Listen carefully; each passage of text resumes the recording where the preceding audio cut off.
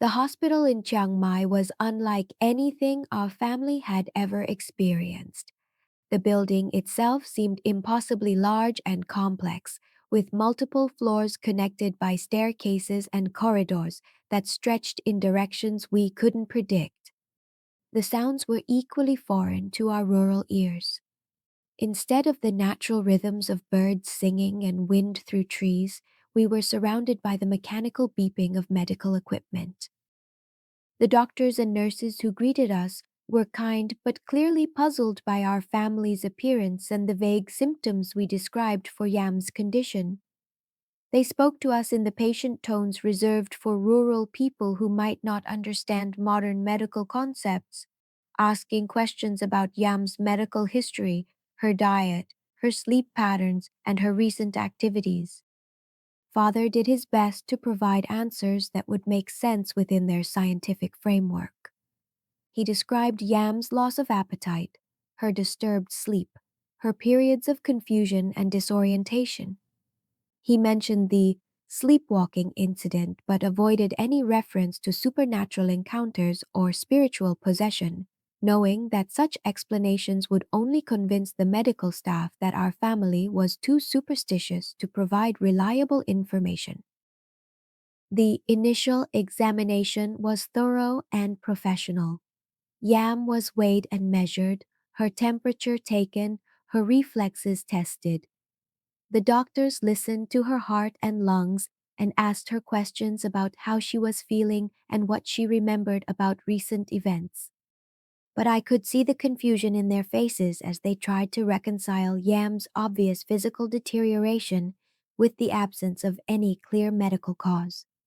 Her weight loss was significant, her pallor was alarming, and her general weakness was undeniable. But all of her vital signs fell within normal ranges and she showed no symptoms of any disease that their medical training had prepared them to recognize. Therefore, as the doctors conferred among themselves in the technical language of modern medicine, I began to understand that we had brought a supernatural problem to people who were equipped only to deal with natural causes, and that the gap between their scientific worldview and our spiritual reality might be impossible to bridge. The medical team assigned to Yam's case approached her condition with the systematic thoroughness that characterized modern healthcare at its best. They ordered blood tests to check for anemia, infections, and nutritional deficiencies. They arranged for x rays to examine her internal organs and bone structure. They scheduled consultations with specialists in pediatrics, neurology, and psychiatry to explore every possible avenue of diagnosis and treatment. Each test came back normal. Each specialist found no evidence of disease or disorder within their area of expertise. Yam's blood chemistry was perfect, her organ function was excellent, and her neurological responses were completely appropriate for a healthy 14-year-old girl. According to every measure that modern medicine could apply, there was absolutely nothing wrong with her. But anyone who looked at Yam could see that she was dying. Her weight continued to drop despite the hospital's efforts to provide nutritious meals and vitamin supplements. Her skin grew more pale each day, taking on an otherworldly quality that made her appear more like a spirit than a living person. Her eyes, once bright with curiosity and intelligence, had become distant and unfocused, as if she were looking at things that existed in a different realm entirely. The doctors were clearly frustrated by their inability to identify a treatable cause for Yam's deterioration. They increased their efforts, ordering more sophisticated tests, consulting with colleagues in Bangkok, and even contacting medical schools to see if anyone had encountered similar cases. They tried different medications, vitamins, appetite stimulants, mild sedatives to help her sleep, but nothing had any effect on her condition. Dr. Prasert, the senior physician overseeing Yam's care, was a kind man who genuinely wanted to help our family. But I could see the doubt growing in his eyes as day after day passed without any improvement in Yam's condition despite their best efforts. I've been practicing medicine for 20 years and I've never seen anything quite like this, he told my parents during one of their daily conferences. All of our tests indicate that your daughter should be perfectly healthy. Her body is functioning normally in every way we can measure, but clearly something is affecting her that we're not able to identify or treat. He paused, choosing his words carefully. Have you considered that this might be a psychological condition? Sometimes young people can develop symptoms that appear physical but are actually rooted in emotional or mental distress. Father and mother exchanged glances, both of them struggling with how to respond to this suggestion. How could they explain that their daughter's condition was neither physical nor psychological, but supernatural? How could they tell this educated, well meaning doctor that Yam was being slowly consumed by the spirit of a dead witch who had spent decades learning to feed on human life force? But I could see that Dr. Pressert was grasping for any explanation that would fit within his medical training, any framework that would allow him to help a patient who was clearly suffering but showed no signs of any condition. Therefore, when he suggested that Yam might benefit from consultation with a psychiatrist who specialized in adolescent disorders, my parents agreed, not because they believed it would help, but because they were desperate enough to try anything that might save their daughter's life.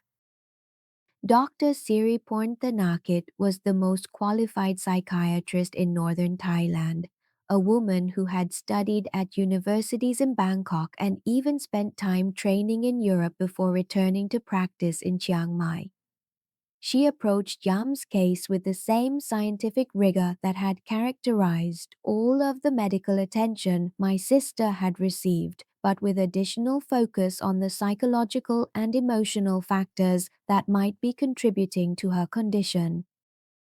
The psychiatric evaluation was conducted in a quiet room designed to be comfortable and non threatening, with soft lighting and furniture that was meant to help patients feel relaxed and willing to share their thoughts and feelings.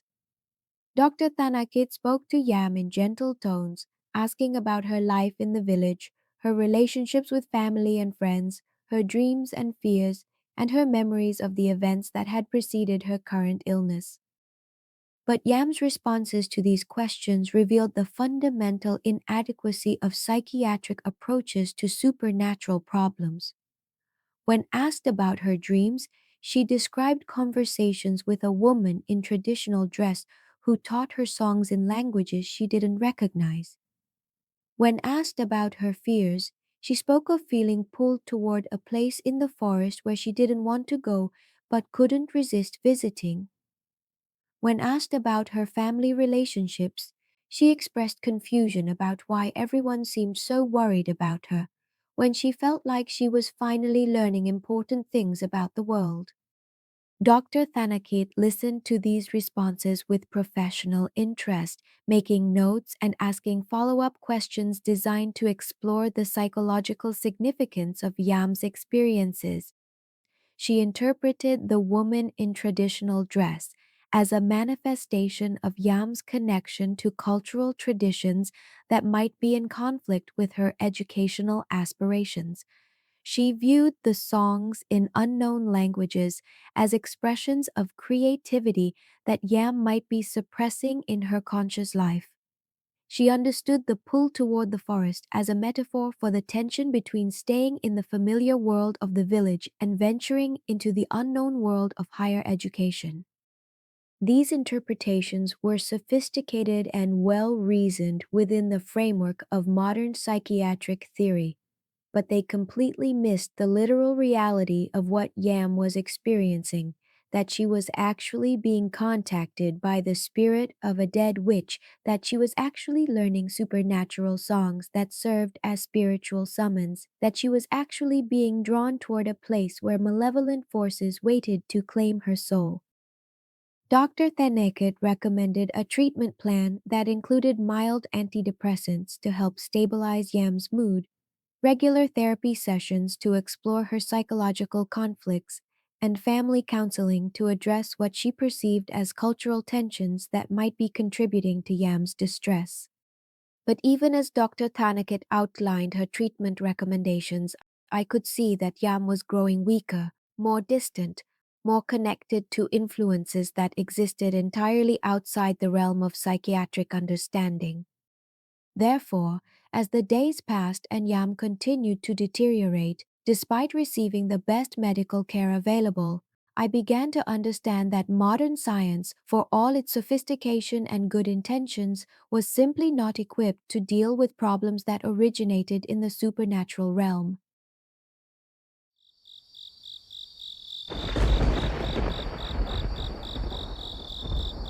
On the seventh night of Yam's hospitalization, the supernatural forces that had been pursuing her finally demonstrated that modern medical facilities provided no protection against ancient spiritual threats. I had been sleeping in a chair beside Yam's bed when I was awakened by a sound that had no place in a sterile medical environment. It was a singing the same haunting melody that had first captured Yam's attention at the forest shrine, but now it seemed to be coming from everywhere at once. From the walls, from the medical equipment, from the very air around us. The song was beautiful and terrible, carrying harmonics that made my teeth ache and my vision blur around the edges. Yam was sitting up in her hospital bed, her eyes wide open but clearly not seeing the physical world around her. She was singing along with the supernatural melody, her voice blending with the otherworldly chorus in ways that seemed to violate the basic laws of acoustics. The sound they created together was so beautiful and so wrong that it made my heart race with terror and longing in equal measure.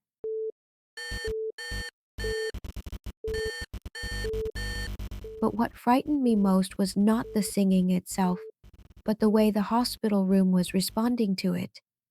The medical equipment that had been monitoring Yam's vital signs was malfunctioning, displaying readings that fluctuated wildly despite the fact that she appeared to be sitting calmly in bed. The temperature in the room had dropped so dramatically that I could see my breath, even though the hospital's heating system was functioning normally. The fluorescent lights overhead were flickering in patterns that seemed to match the rhythm of the supernatural song.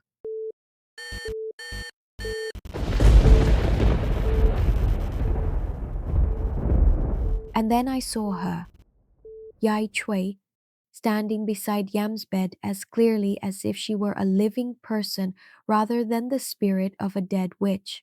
She appeared exactly as she had at the forest shrine, dressed in traditional clothing that seemed to absorb light rather than reflect it, her face wearing that same too-wide smile that revealed teeth like polished bone.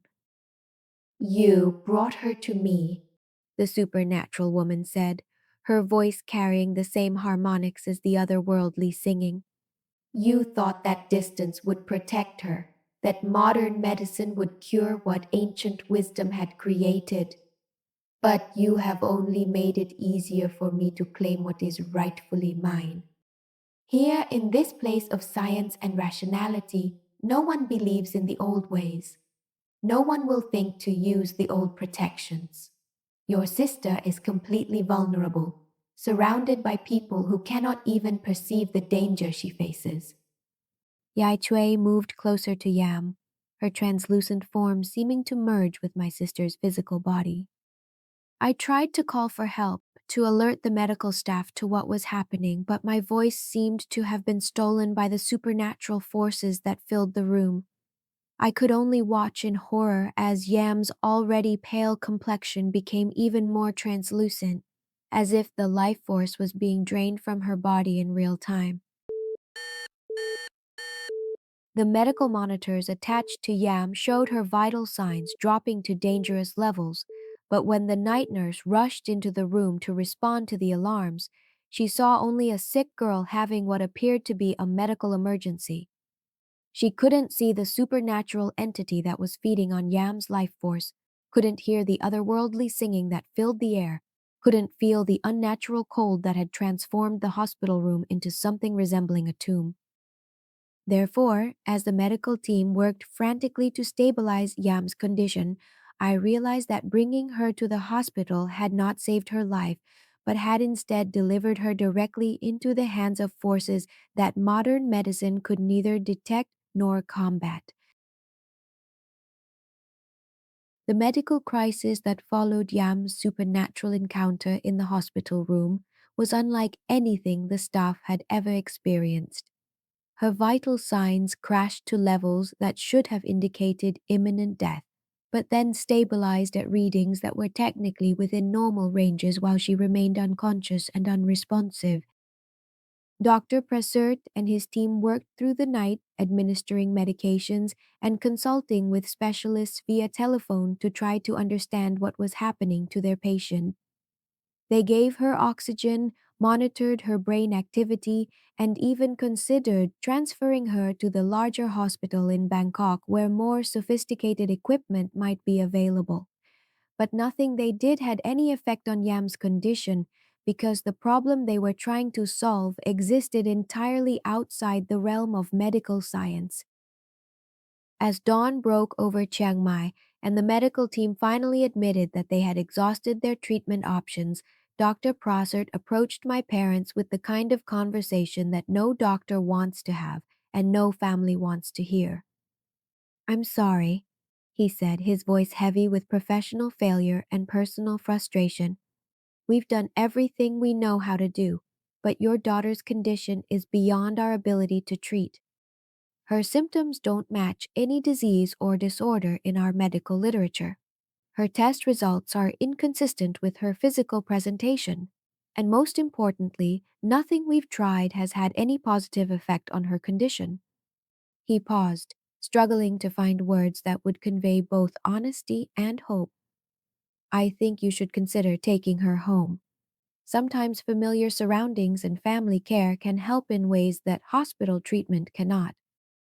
What Dr. Prasert was really saying, though he was too kind to state it directly, was that modern medicine had failed completely. That science, for all its sophistication and good intentions, had reached the limits of its ability to help our family. Mother began to cry when she understood the implications of the doctor's words. Father stood silent and stunned, his faith in the modern world shattered by its inability to save his daughter. And I felt a despair so profound that it seemed to hollow out my chest, leaving me empty of everything except the terrible knowledge that we had wasted precious time pursuing a solution that never had any chance of success. Therefore, as we prepared to leave the hospital and return to our village, I understood that our family's desperate gamble on modern medicine had not only failed, but had actually made our situation more hopeless. The journey back to our village was the longest and most heartbreaking trip of my life. We carried with us not only Yam, who was now so weak that she could barely sit upright in the truck, but also the crushing weight of complete failure. Every hope we had placed in modern medicine, every desperate belief that the urban world might offer salvation that our traditional community could not provide, all of it had been proven false. Father drove in grim silence, his hands gripping the steering wheel so tightly that his knuckles were white with strain. Mother sat beside Yam, stroking her hair and whispering prayers that seemed to have no effect on her condition. And now we were returning home with Yam in worse condition than when we had left. We had gambled everything on the hope that science could save us from supernatural forces, and we had lost that gamble completely. As we approached our village in the late afternoon light, I could see that word of our return had preceded us. People were gathered along the road, their faces showing the mixture of hope and fear that characterizes communities waiting for news about one of their own. But as our truck drew closer and they could see Yam's condition through the windows, hope faded from their expressions, replaced by the grim understanding that modern medicine had failed as completely as they had probably expected it would. Kun Somchai was waiting for us at our house, his weathered face grave with concern but not surprised by what he saw. He had spent the week of our absence consulting with other elders, researching traditional remedies, and preparing for the possibility that we would return with our problem unsolved. The hospital could not help her, he said, and it was not a question but a statement of fact. He had known from the beginning that scientific approaches would be inadequate against supernatural threats, but he had also understood that our family needed to exhaust those options before we would be ready to accept the true nature of what we faced. Now we must try the old ways, he continued. But I must warn you, what we attempt will be dangerous, not just for Yam, but for all of us. The forces we will be fighting are ancient and powerful, and they will not give up their claim without a battle that could destroy our entire family. Father looked at Kun Somchai with eyes that had been emptied of everything except desperate determination. What do we need to do? He asked, and his voice carried the tone of someone who was prepared to risk everything for even the smallest chance of saving his daughter. We must return to where this began, the elder replied, to the forest shrine where Yai Chui first made contact with your daughter. We must confront her spirit directly, using methods that our ancestors developed for exactly this kind of spiritual warfare. It will require courage, faith, and the willingness to sacrifice everything for the chance to break the supernatural bonds that are killing your child. Therefore, as the sun began to set over our village and we prepared for what might be our final attempt to save Yam's life, I understood that our family was about to enter a battle that would test everything we believed about the power of love, tradition, and spiritual faith to overcome forces that existed beyond the boundaries of human understanding. The preparations for our confrontation with Yai Chui's spirit began immediately upon our return to the village. Kun Somchai had spent the week of our absence consulting with the oldest and most knowledgeable spiritual practitioners in the region, gathering information about traditional methods for breaking supernatural bonds and banishing malevolent spirits. What he had learned was both encouraging and terrifying.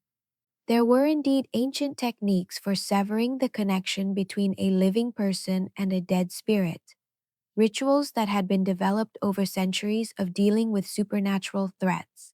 But these methods required not just knowledge and preparation, but also tremendous personal risk for everyone involved in the spiritual battle. Yai Chui has spent decades building her power. She has learned to feed on life force, to manipulate spiritual energy, to exist in the realm between life and death. She is not a simple ghost that can be banished with prayers and offerings. She is something much more dangerous, a spirit that has retained all of her intelligence and malevolence while gaining powers that no living person possesses. To defeat her, we must be willing to enter her realm, to meet her on spiritual ground where she has every advantage. We must risk our own souls in order to save Yam's life. The elder's words fell into our quiet house like stones dropped into still water, creating ripples of fear and determination that spread through our family's consciousness. The ritual preparations were complex and demanding. We would need specific herbs that grew only in certain parts of the forest, blessed objects that had been consecrated by monks who understood spiritual warfare, and protective amulets that were far more powerful than anything our community had created before. Most importantly, we would need the participation of people who were willing to risk supernatural retaliation in order to help our family. But as word of our planned confrontation spread through the village, I was amazed by the number of people who volunteered to help. Families who had their own experiences with supernatural threats, elders who remembered stories of similar battles, young people who were willing to face unknown dangers out of loyalty to our family, all of them came forward to offer their assistance. The village women worked through the night to create protective charms and spiritual weapons that would be needed for the confrontation. They wove blessed threads into patterns that were said to bind malevolent spirits, prepared herbal mixtures that could strengthen human spiritual defenses, and carved wooden figures that were designed to serve as spiritual anchors for people entering the realm of the dead. The men of the village gathered materials for a sacred fire that would serve as the focal point of our ritual, collecting specific types of wood that burned with flames that spirits could not cross, and preparing offerings that would attract the attention of protective ancestors who might be willing to help us in our battle against Yai Chui. But perhaps most importantly, the entire community came together in a way that I had never seen before, united by the understanding that what threatened our family could eventually threaten any of them. They were not just helping us fight for Yam's life, they were defending the spiritual integrity of our entire village against malevolent forces. Therefore, as the night deepened, I began to understand that we were not just planning a rescue mission, but preparing for a spiritual war, a war that would determine whether our community could maintain its traditional protections against supernatural threats that were growing more aggressive with each passing year.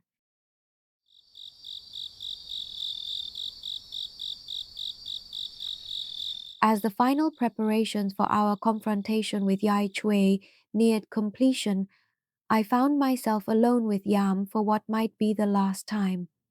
She lay on her sleeping mat, so pale that she seemed more like a memory than a living person, her breathing so shallow that I had to watch carefully to confirm that she was still alive.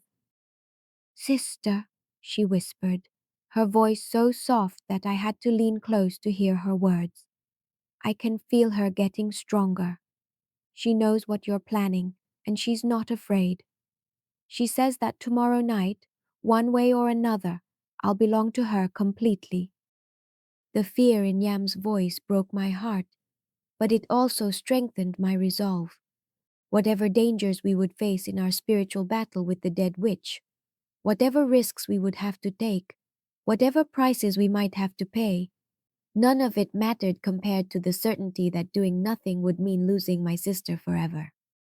"We're going to save you," I promised, taking her cold hand in mine and feeling how insubstantial she had become.